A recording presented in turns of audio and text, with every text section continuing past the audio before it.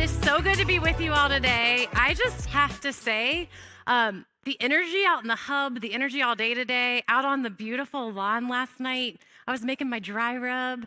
And just engaging with so many of you, I am blown away by the passion and the energy that you all have brought to San Antonio. And you are rallying. It is late in the day. I know that you're digging deep, but I believe that you are here for a reason. And I really hope that you leave today with at least one thing, hopefully a lot more, but just one thing that you can activate in your restaurant. So our hope today is just to expand your toolkit and to give you some things that you can consider and think about as you're working to really future-proof your restaurant's business through talent. So my name is Kendall Nash. I'm from Cincinnati, Ohio, so Midwest representing. No. Okay, yeah. I've spared you. There are no pictures of my children, which they're mortified.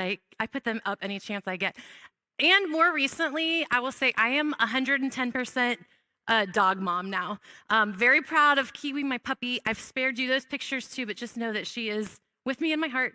I'm from Burke. It's a research, insights and innovation company. And we've been working for about the past year with the team member engagement and insights teams to really focus on applicants. And we've studied applicants' needs, their attitudes, what motivates them. And so we surveyed 1,200 applicants. And so what we'll be sharing today is from that body of research that we did. And again, excited to share this with you as you think about the strategies for how you think about today's applicants, and hopefully differently than when you walked in the room. So there were three key things that really spurred us doing this work. The first is the war for talent. So we know that economists predict there will be what they call a demographic drought by the year 2028. We know that competition is catching up with us, and it's becoming really competitive to acquire high-quality talent. So we know those realities, kind of that context. We also have our 2030 shared destination. So we know we want to win 2 more customer visits by 2030. And we know that having engaged and attentive and friendly team members are a critical ingredient to making that mission happen. And speaking of team member engagement, and I know Jen mentioned the team member engagement survey, which I believe the most recent wave maybe just closed or is close to close. Yes, today. So thank you all for encouraging team members to participate in that. We know that 47% of team members say they are highly engaged, and that's below the industry average. And we know that restaurants that have higher team member engagement scores also have higher customer experience scores. Those are so tied together. So those 3 realities in place, when you consider all of those, we want to think today, how can you better win the hearts of applicants? Because we know we need to have a more nuanced approach. We need to be having conversations with applicants that are a little bit less one size fits all. So in an ideal world, how would we do that? Well, we know every single person is unique, so we would probably love to customize every interaction we have. That would be wonderful, right? Like, okay, I know you, I know more of your context, I know some of your story, I know what challenges you are facing, the things you're looking for in a role, and we would have really unique conversations with each person. But that's clearly not practical. So what we look for are meaningful groups of applicants so that we can, again, move from sort of a one-size-fits-all way of approaching applicants to something more intentional. So the way that we do that is something called segmentation. So for those of you who've never heard that word or have no idea what this is, I do a lot of this. In a very simple term, segmentation is taking the whole of something and dividing it into smaller, more manageable groups. And so that's what we set out to do. So we essentially looked for what are the most meaningful groups of applicants where we do modeling in the back end on all of that data, and we use that to say, what are the most meaningful ways that these applicants differ from each other so that we could go do something that's a much more intentional approach with each of them. So as operators and talent directors, knowing that information about different types of applicants That would allow you to have better conversations with applicants, to better find ways to fit them in the roles that they'll succeed in as team members so that they'll be engaged team members, and for you just to begin building relationships with them earlier in the process. So that's what we've set out to do. Before I get into the key groups that we identified of applicants, again, we surveyed 1,200 people. We found some things to be sort of universally true, regardless of which group they end up falling into. So I want to just share a few of those kind of overarching things that are true across the board for all applicants. One is that applicants expect a really quick response. So 85% of our applicants expect a response to their application within 1 week. Actually, 39% want it within 3 days. So that's their expectation is speed of turnaround. Over half of the applicants we talked to say that they expect the entire process to be wrapped up within 2 weeks. From the time they submit an application all the way through to completion, 2 weeks is that expectation. So speed is absolutely in the mix for them. The second key thing is that 81% of them said they want an in-person interview.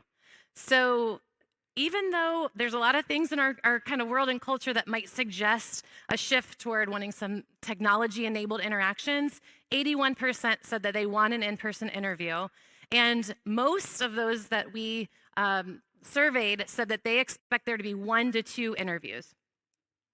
So one thing for us to keep in mind is generally a lot of applicants, and not all, we'll get into the distinction in a minute with some of the different groups, but generally applicants are applying to a lot of different companies, a lot of different roles. So us delivering an applicant interview expectation, kind of meeting their needs during interview process throughout, that really allows us to keep them engaged and to keep Chick-fil-A top of mind when they're assessing a whole bunch of different options at the same time. So a couple other things that we learned across the board about all applicants. One, and as you may guess, pay is important. So 80% said included pay as one of their top 3 considerations for where they will choose to work. Interestingly, though, over half also said schedule and flexibility. They included that in their top 3, and that was among a pretty robust list of considerations for how they select where to work. On the flip side, we asked them about barriers. We asked what are their most most significantly what's impacting their ability to work.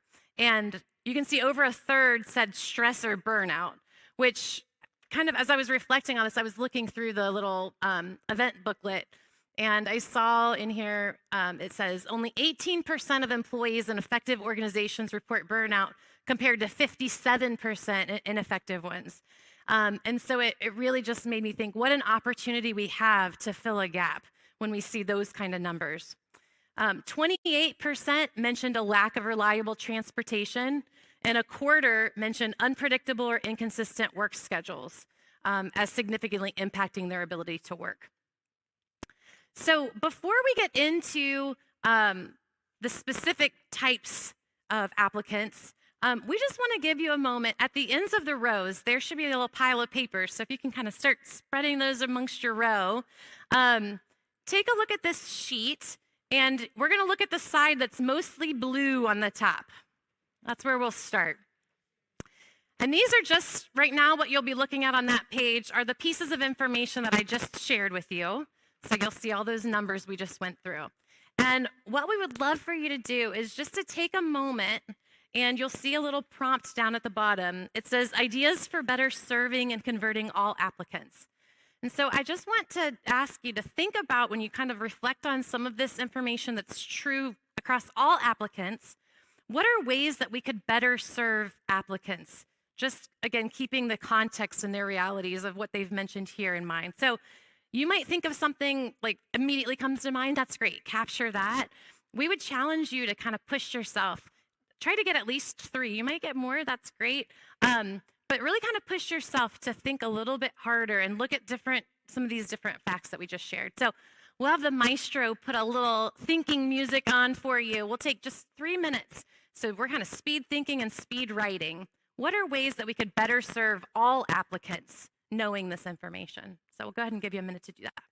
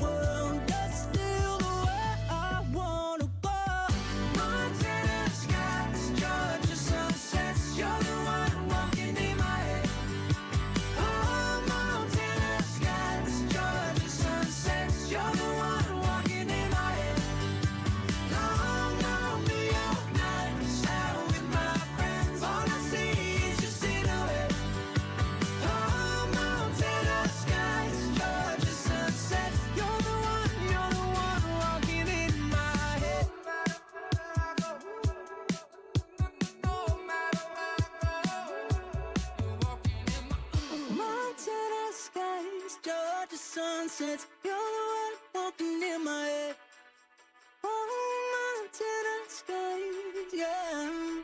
You're the one walking in my long, long New York nights. Out with my friends, all I see is your silhouette. Oh, mountain skies, Georgia sunsets. You're the one walking in my head. You're the one walking in my head.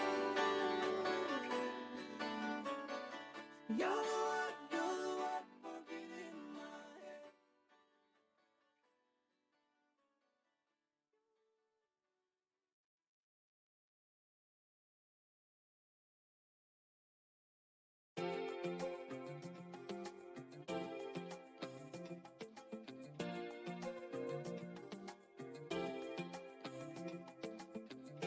Lately there's been something in the air. There's been a lot of smaller talks. When we were younger, we would share our fears. Now we're afraid of being mocked. I still can hear you through all of the silence. Do you need any help calling like I did? There's been some changes in our life. I can feel the distance. Space and time has made everything different. Day and night, everything has changed and I don't know why. I used to hear your voice inside my head. Now I forget.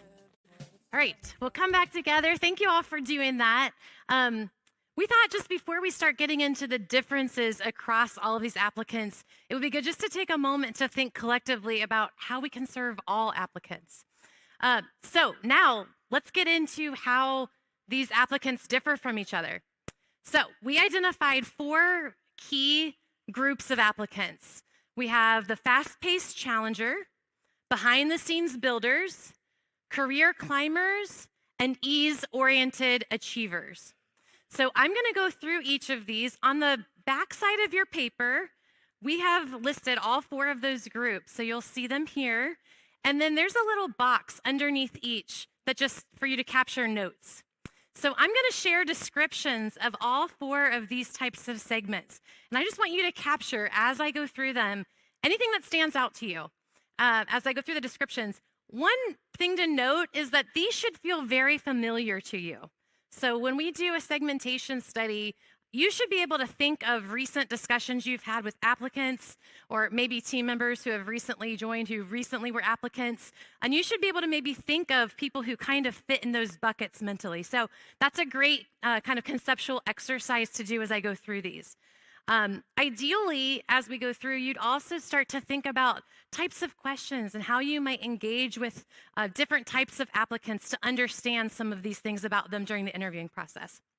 So I'm going to go through each again of these descriptions and just capture notes of anything that stands out. All right, so first we have our fast-paced challenger. These fast-paced challengers want to keep moving.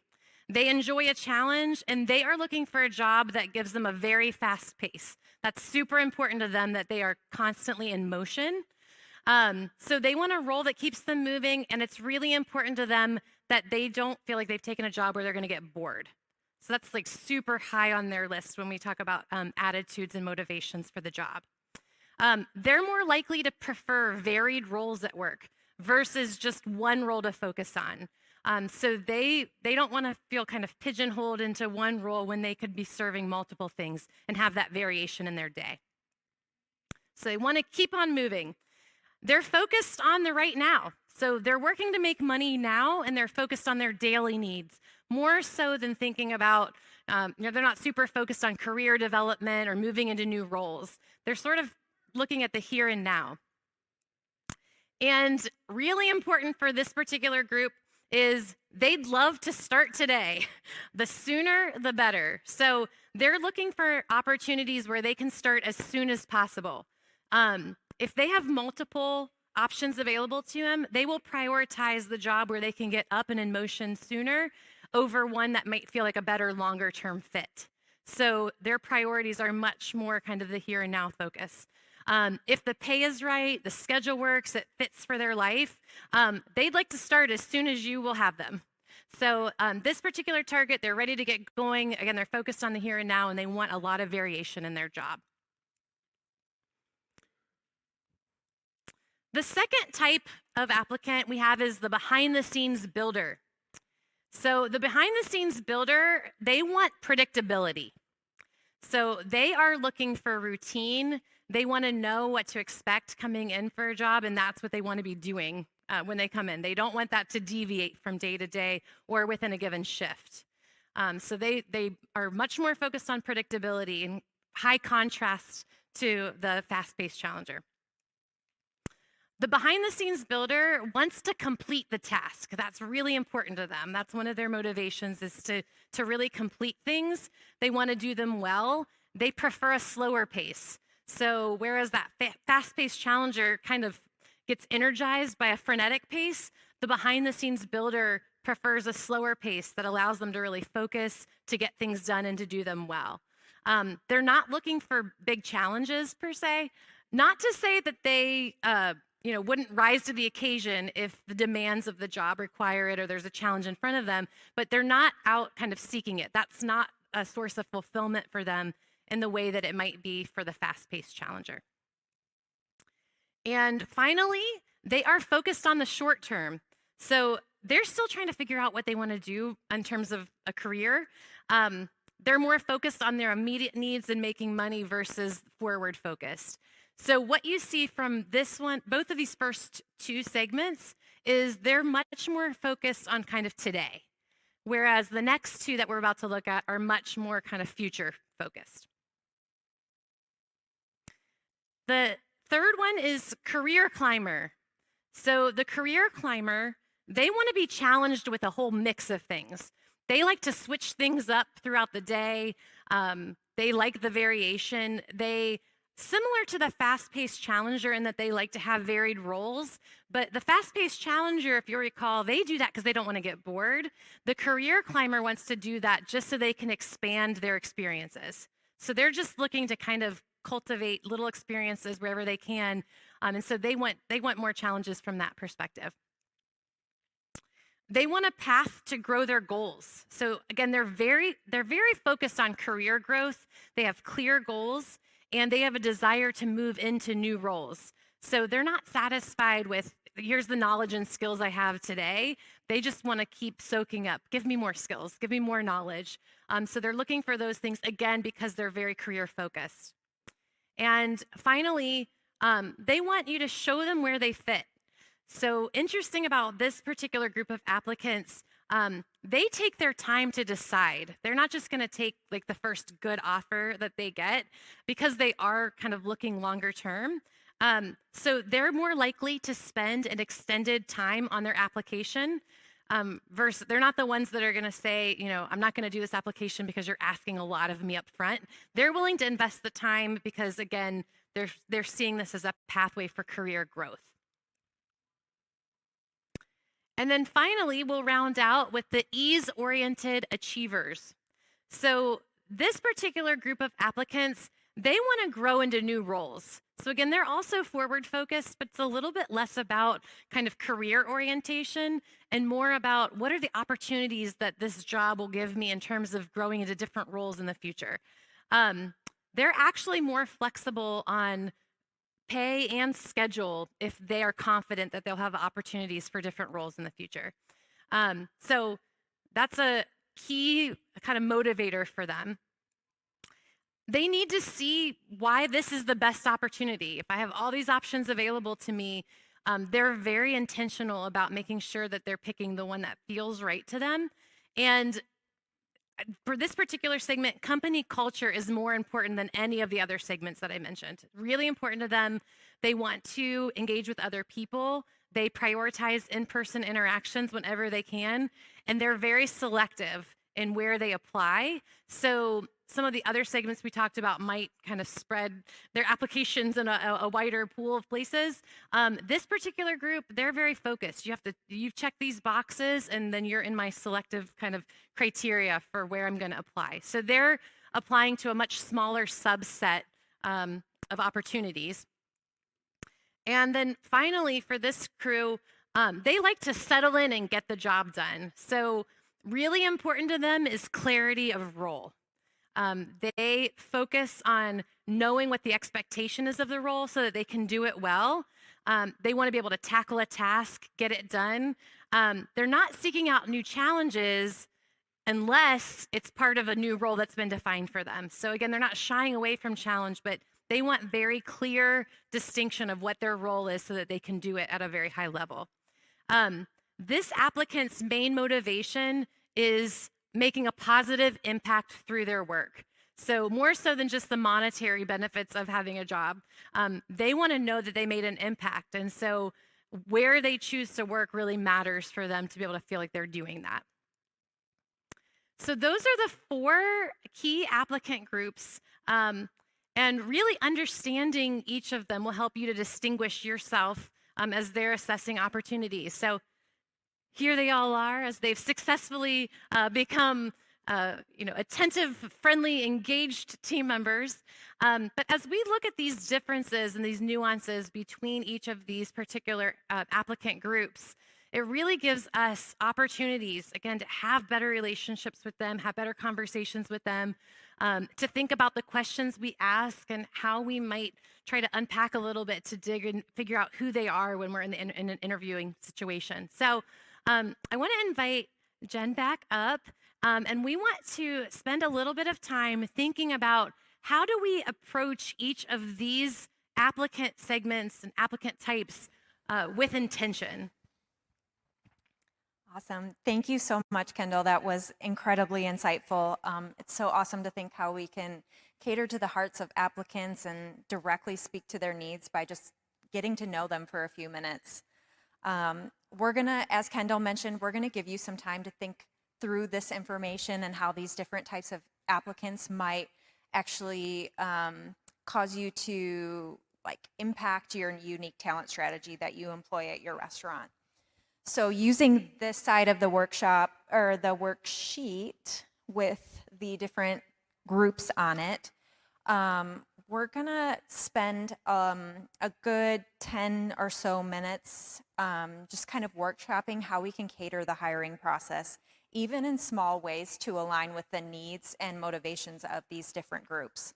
So thinking about your hiring process from beginning to end, so maybe all the way from scoping when you're just thinking about the job that you need and what that role and responsibility looks like, all the way to when you actually hire someone and they start orientation.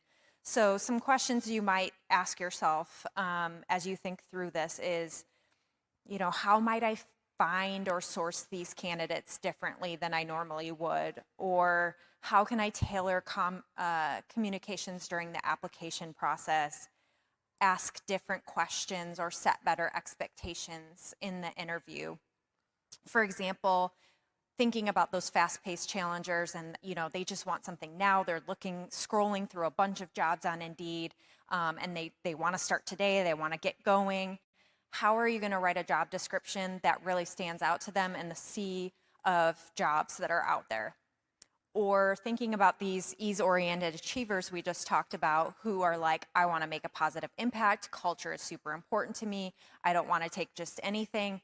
How are you going to create clarity for them in the application and interview process that you are a culture, a positive culture and a caring company, and that how are you going to create clarity also that how they can make a positive impact through their work? So those are just a couple of examples to help you start to think about it. So we're going to give you, if you want to take a couple minutes and just start to jot down some thoughts on your own. And then after that, we'd really love to encourage you to talk with each other, right? Some of the most valuable insights come from shared ideas. So thinking, just talk with your neighbors, brainstorm with each other, and we'll get some good thinking music going here in a second so you guys can have again, spend a couple minutes on your own and then start to brainstorm. And then if time allows, which I think it will, we're doing really good on time, which like never happens. So we will ask a few of you to share back ideas with the room as a whole. So be prepared for that. If you have a really good idea, we'd love to hear them. So we'll be rocking around to answer questions, help you brainstorm, and then when it's time to wrap up and we're ready to share some of those ideas, we'll come back to the stage. So that'll be kind of your cue of wrap it up. All right? Cool. Can we get some thinking music going? Awesome. Thank you. Arrows, babe, I'm just shooting my shot. If I could get in, drop me a pin, hop in the whip and come over. Don't wanna be friends, just in the skin. I wanna get closer. The way you got me all in my head, think I'd rather you in my bed. Whatever it is, you know I can take it. I'm counting the days, how many days till I can see you again. Oh, my love, holding my feelings, baby. You got me on, loving all in my bed. And you got me on, you got me on in my bed. You got me on in my bed. You got me on, you got me on in my bed. You got me on in my bed. Every time. The way you got me all in my head, you got me all in my head. Think I'd rather you in my bed. Whatever it is, you know I can take it. Counting the days, how many days till I can see you again.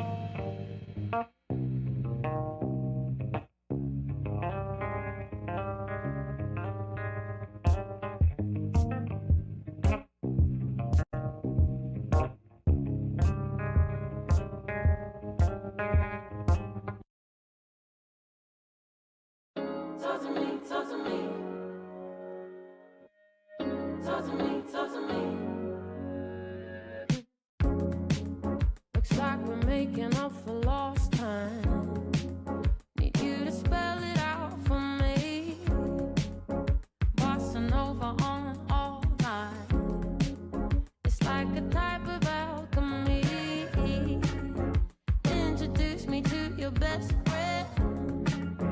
I can come slide right in. A satellite ain't even that far. I kinda wonder where you are. Already know I can leave it alone. You're on my mind. Already gave you the time and the place, so don't be shy. Just come be the man I need. Tell me you got something to give. I want it. I kinda like it when you call me wonderful. Whatever the type of talk it is, come on then. I gotta know you're meant to be the man I need. Talk to me, talk to me, talk to me, talk to me. Be the man that I need, baby. Talk to me, be the man that I need, need. Talk to me, be the man that I need, baby. Talk to me, be the man. I'd like to think you feel the same way, but I can't tell with you sometimes. So baby, let's get on the same page. Stop making me read between the lines. Already know I can leave it alone. You're on my mind. Already gave you the time and the place, so don't be shy. Just come be the man I need. Tell me you got something to give. I want it. I kinda like it when you call me wonderful. Whatever the type of talk it is, come on then.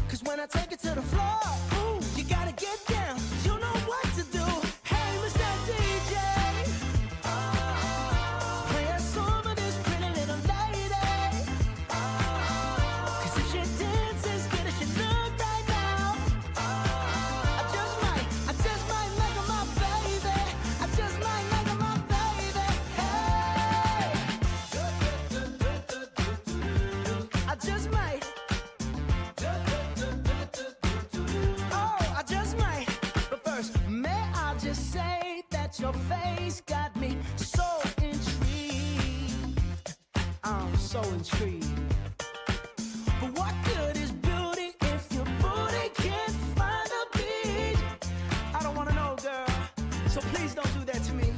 Cause it would break my heart, break my heart, break my heart if I find out you can't move.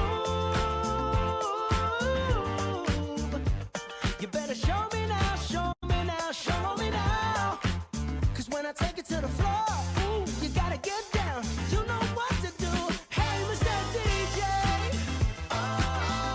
play a song of this pretty little lady. Cause if she dances good as she look right now, I just might make her my baby. I just might make her my baby. Hey, whoa, whoa, whoa, whoa, whoa.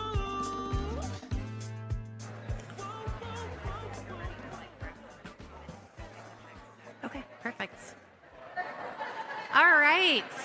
It sounds like a lot of great conversations happening. We would love to just run around and hear some of the things that are coming up in the room. So I think Tyrone and Paul have mics and they are ready to sprint around, maybe more toward the center, I think, so we won't get feedback, right? So would anybody be willing to share any of the things that just came up for you, ideas that you had, anything you captured on the sheet, or maybe a partner inspired you and you want to share on their behalf? That's totally fair game. So who's willing to share something from their sheet? All right, awesome.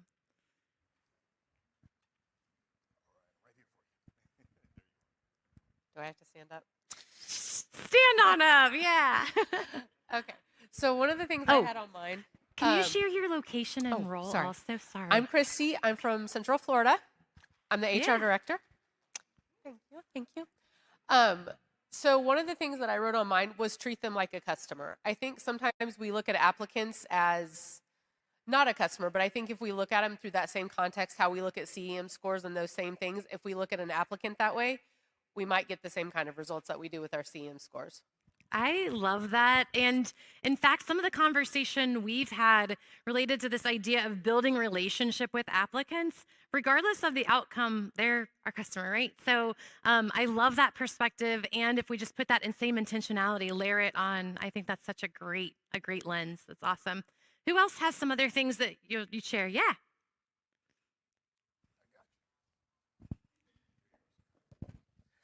Hi, my name is Kevin. I'm here from San Antonio. Oh, I'm hi. the director of operations from Chick-fil-A here in Babcock. One of the things that I was looking at that I thought was pretty interesting was the behind the scene builders. And one of the things that we have implemented in our interview process is being pretty blunt with the people that we are interviewing, letting them know what Chick-fil-A is and how different Chick-fil-A is from other restaurants.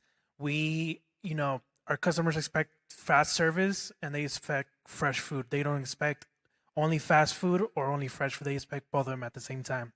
So sometimes the applicants come in thinking, it's a fast food, I'm going to chill. But no, I think giving them expectations, letting them know exactly, hey, by this week you need to know this, by this next week you need to know this, and just know this is Chick-fil-A. We do things different here. I think it's going to set the tone immediately. And we've seen that it has worked where either they just decide not to go for the job because it's probably going to be too much for them. And the ones that do stay, they stay longer because they knew what to expect. That's so key. And all of that is awesome. And what you ended with, that if they decide to stay, they've stepped in with eyes wide open. I think a key thing also you mentioned is setting expectations for them.